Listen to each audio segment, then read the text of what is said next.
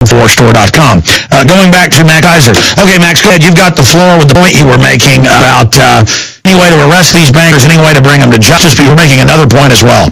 Yeah, no, the guests on your show you've had, and we've talked about this collapse coming, and the question also is when, and I think that it's, if you're standing on the surface of the earth, it's tough to see that you're actually standing on a round object, because it's a very large object, and this crisis is very large. But when it happens, it'll happen quite quickly, because this is an historic bubble we're talking about for bonds. You have to go back and compare it to, let's say, the tulip bulb mania in Holland in 1634. The price of tulip bulbs went from 1.5 to 60 to 0.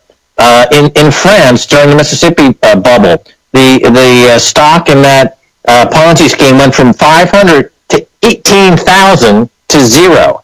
The South Sea bubble of 1720, the stock went from 100 to 1,000 to 100.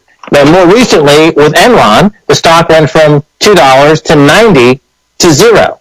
What I'm saying is that the government bonds in America, the U.S. Treasury bond, has never been higher in 240 years.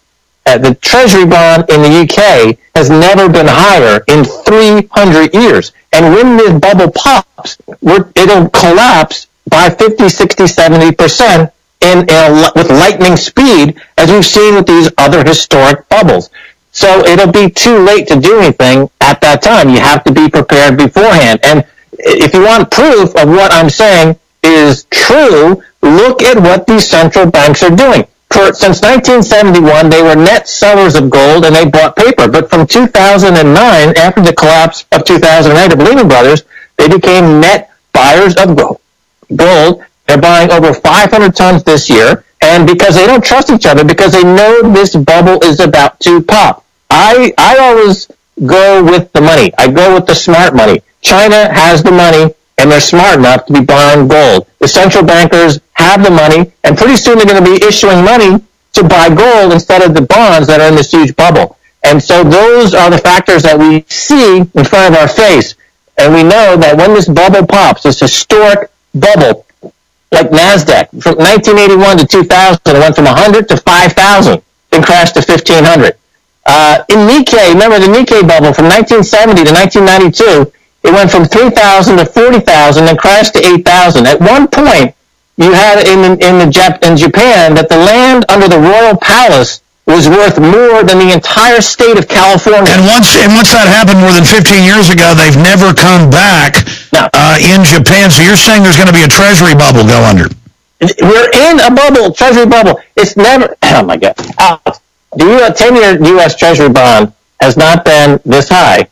That is to say, no, you're saying it's coming to an end. It's obviously the biggest bubble in 300 years. You're saying it begins to pop or will pop coming up on April 15th or thereafter. How bad will it be? It'll be the worst financial crisis in 100 years, 150 years.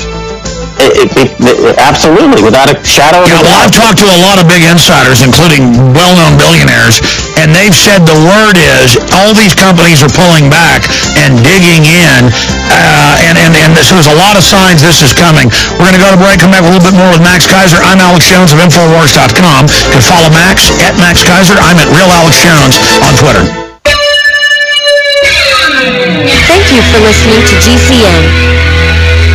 Visit GCNlive.com today. You prepare by purchasing gold, food, and